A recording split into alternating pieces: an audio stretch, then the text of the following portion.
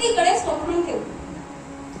ती कुरवाळली आणि नंतर म्हणाले, शांततेत म्हणाले की ऋषी, एवढा का त्रास घेतलात? तुमच्या पायांना काही इजा तर झाली नाही ना? माझ्या भक्तांना माझं जे नामस्मरण करतात, जे माझ्यासाठी तपस्या करतात, त्यांनी माझ्या छातीवरही लाथ मारली तरी मला काही क्रोध येत नाही. तेव्हापासून छातीवरती, विष्णूंच्या छातीवरती एक खड्डा आहे, ज्याला आपण म्हणतो भृगुवत्सलांचनपद. भृगूंनी मारलेल्या भृगूंनी जी लाथ छातीवरती मारली त्याची ती खूण आहे. आणि तेव्हा श्री विष्णू असं म्हणालेले की माझ्या भक्तांनी माझ्यासाठी जे काही केलं त्याची खूण मी अभिमानाने मिळवू. आता एवढं ऐकल्यानंतर भृगु ऋषींच्या डोळ्यात पाणी आलं की मी एवढी लाथ मारली, माझ्या देवाला लाथ मारली, तरी सुद्धा तो काहीच चिडला नाही. त्यांना कसलाच क्रोध आला नाही. ते काही बोलले सुद्धा नाही. उलट त्यांनी पाय धरून तो कुरवाळला. आपल्या भक्तांचा एवढा विचार करणारा देव हा सर्वश्रेष्ठ देव. झालं. हे सगळं इंद्रांना जाऊन त्यांनी सांगितलं. इंद्र म्हणाले, ठीक आहे, आजपासून ठरलं, विष्णू सर्वश्रेष्ठ देव. ही गोष्ट इथेच राहिली.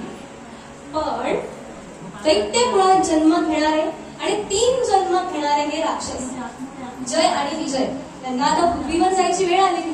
कारण शाप तर भृगु ऋषींनी दिला. असं म्हटल्यावर एवढ्या संकटात असताना देवाचे द्वारपाल आहेत, ते देवाकडेच जाणार.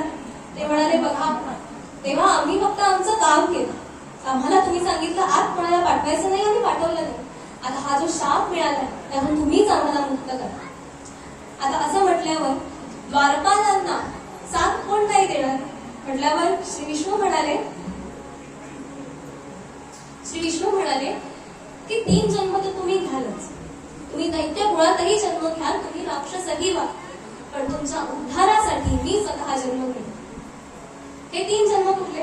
दोघांचे, जय आणि विजय, या दोघांचेही 3 जन्म. पहिला जन्म होता हिरण्याक्ष आणि हिरण्यकश्यप. हिरण्याक्ष म्हणजे हिरण्य म्हणजे सोनं आणि अक्ष म्हणजे डोळा. ज्याचा सोन्यावर डोळा आहे, जो सोन्यासाठी लोभी आहे, तो, त्यालाही मारावं लागलं.